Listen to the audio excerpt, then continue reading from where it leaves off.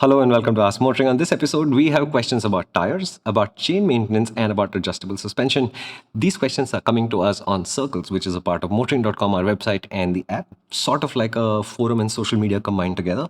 A lot of interaction happens there between enthusiast owners, incumbent owners, people who are trying to make a purchase decision. We do have a website that backs them up with specs, rivals, all the videos we make and everything. And from some of those interactions, we get the interesting questions which come up here on this episode, which is called Ask Motoring. This is a weekly thing. Karthikeya will be here next week with more car questions. Let's get straight into the first one, and that's from Dinakar. Dinakar is looking to replace tires on his 2018 Apache RR 310, and his friend is suggesting Michelin Road 5s, which were the standard tire on the RR 310. Is it good? What are your suggestions? I don't know that you can do much better than Michelin Road 5s, to be honest with you. It's a fantastic tire. Lots of grip, lots of confidence, lots of feedback, and it lasts a really long time too.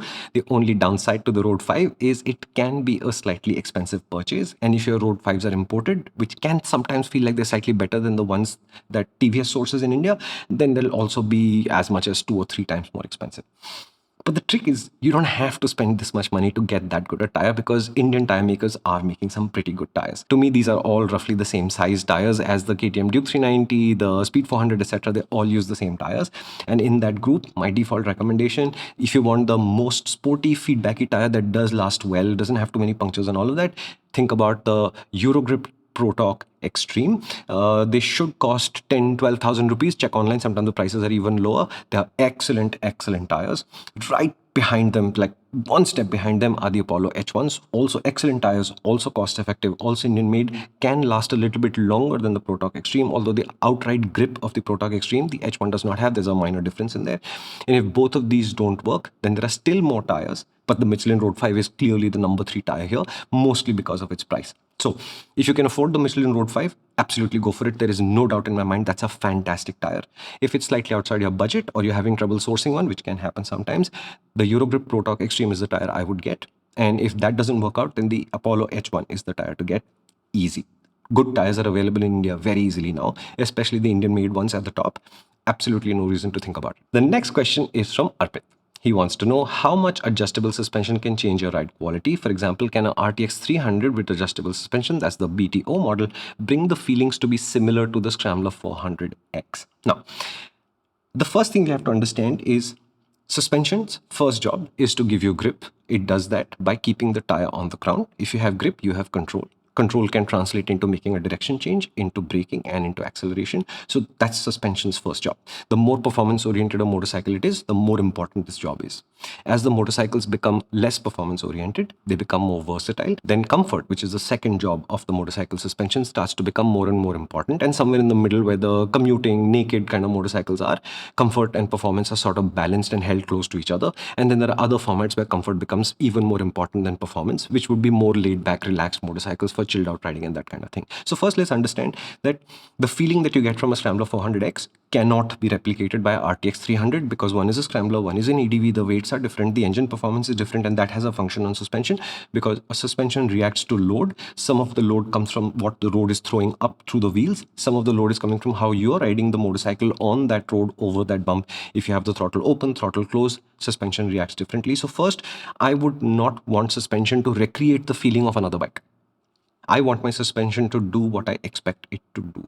And if I ride hard, then it will support me when I put extreme loads on the suspension. If I ride gently, then I want it to isolate me from the road conditions downstairs. And there will be an expectation that you will have today. And this expectation will also change slowly. Where adjustable suspension comes in from is the idea that the manufacturer sort of got in the ballpark of the feeling I want from this motorcycle. It's good enough. That's a great starting point to have adjustability. Remember, if you bought the RTX even without the BTO kit, it does have preload adjustment at the back. 99.9% of riders never adjust their preload, and that's a horrific mistake because you can make your motorcycle feel better if you get the preload right. If you want to know how to set preload, there's a long post on Circles on my profile, which I put quite a while ago. It details out why preload works, what it does, and how you should approach the idea of adjusting preload. Please take a look and make sure that your RTX, first of all, is set up. even if you don't have an RTX, whatever motorcycle you have and you're watching Ask MotorInc, I'm telling you, if you've not set up your preload, you are not experiencing the best form of suspension on your motorcycle yet. And yes, if you ride solo, preload is different. If you ride with a pillion, preload is different. If you ride with a pillion and luggage, preload is different. It does sound like a lot of work, but trust me, it's absolutely worth it. Once you get used to adjusting preload, it takes like 5 minutes to do.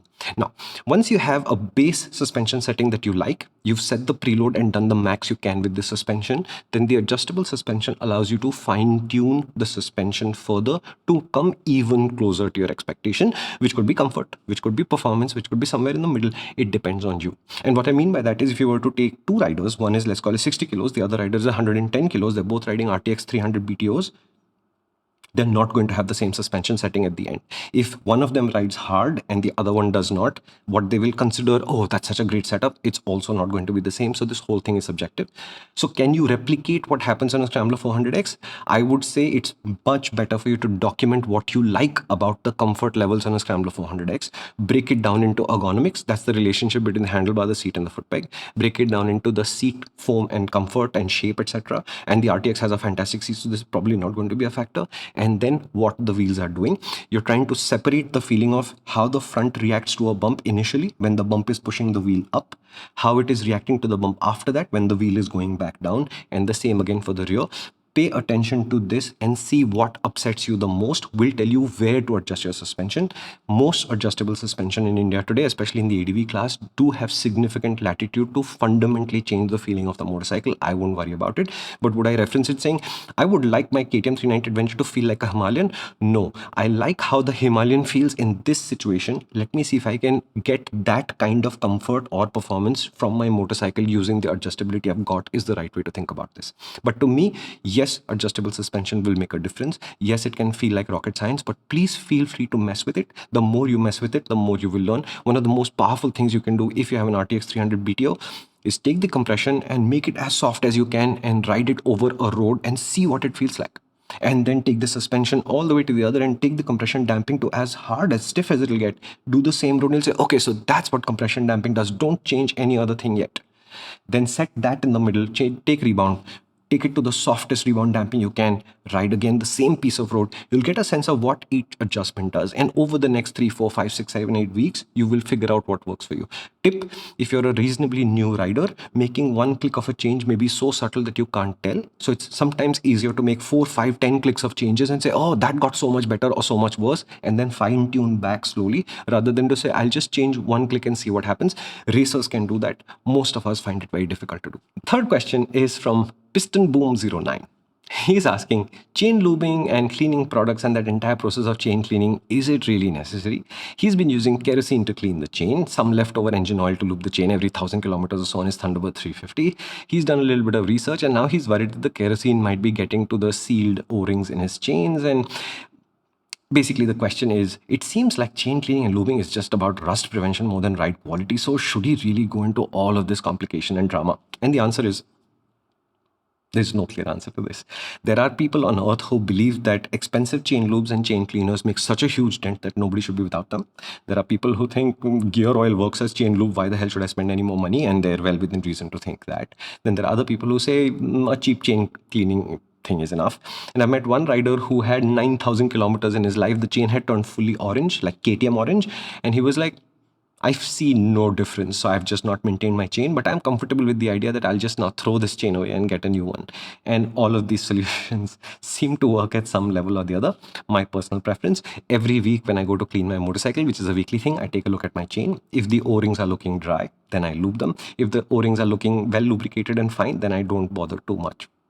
The thing about chain lubing, first of all, is we want the gunk removed so that it can't get ground up between the sprocket teeth and the rollers on the chain, which on a day-to-day basis doesn't cause much damage because it's a very strong mechanism. But over an extended duration of living with the motorcycle, I can imagine that it would cause excess wear and tear, and therefore the chain replacement interval will move up in time a little bit. That's one.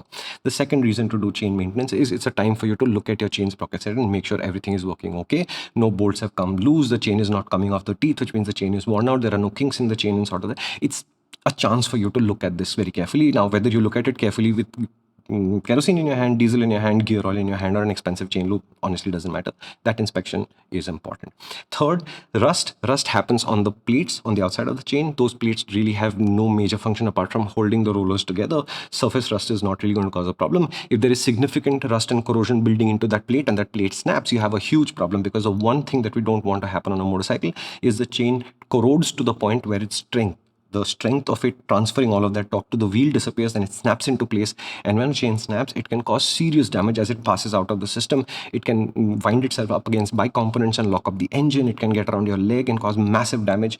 That's the reason why we want to be looking at the chain. And let's say that the chain cleaning part is just an excuse to do it. Now, there are chain lubes at about 500 rupees a can. There are chain lubes at about 900 rupees a can. There's gear oil, which is much cheaper. You're using used engine oil. To me, all of these solutions work. Whatever is your flavor of tea, please go ahead and do it. The difference is this. The oils typically splatter on the rear wheel. They make a mess. In the monsoon, that oil will now collect grime and dirt, and cleaning that bike is just an increasingly larger hassle. I like my bikes clean. I find that the 500 rupee chain lube cans are better than oils, but not by a massive margin. So I prefer to use the 900 rupee cleaners, because they don't seem to splatter my wheels, and just cleaning up the motorcycle is a little bit simpler. Is there a technical advantage? The manufacturers of the 900 rupee can will say yes. The 500 can guys will say not enough. And the gear oil guys will say, yeah, the whole thing is marketing. You just don't need to do any of it. Pick your flavor of poison and go with it. As far as cleaning the chain goes, you're using kerosene, just switch to diesel. Diesel doesn't harm O-rings quite so badly. And it might actually be easier and cheaper to get diesel in a small bottle and keep, because it's not very inflammable, it doesn't evaporate, etc., etc. It might be simpler to have diesel as the cleaner and some flavor of chain lube that you like. I like to enjoy the idea that I'm keeping my bike well. So I do have a fairly rigorous chain cleaning schedule. I do use expensive products, although there is enough evidence that says whether you use the expensive or the cheap one doesn't make a big difference. Don't overthink this. Do what you think is right. At the end of the day, the Indian motorcycles typically don't have very expensive sprockets and chains in the first place. So even if you do it wrong and you have to replace the chain a little bit early, it's not like you're massively out of pocket. So it's not a big deal. If you instead had a multi-cylinder large motorcycle where the chains can be 18,000 rupees and the sprockets can be another 20,000 rupees, sure, we want to protect the chain a little bit more, because if we don't, there's a 40,000 rupee expense. On these motorcycles, it doesn't really make a difference. Upshot. Switch from kerosene to diesel. I think it's easier to store. It does do the cleanup job well, and it does not affect the O-rings at all. Lube, use whatever you want.